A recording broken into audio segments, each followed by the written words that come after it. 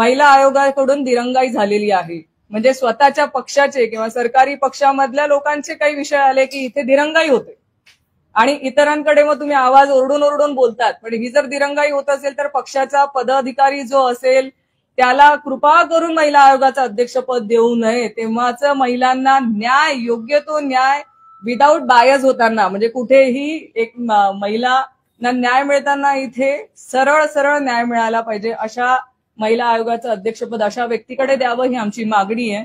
या केसमध्ये जर महिला आयोगाच्या अध्यक्षांनी वेळेवर त्या तक्रारीची दखल घेतली असती ना तर आज वैष्णवी जिवंत असती.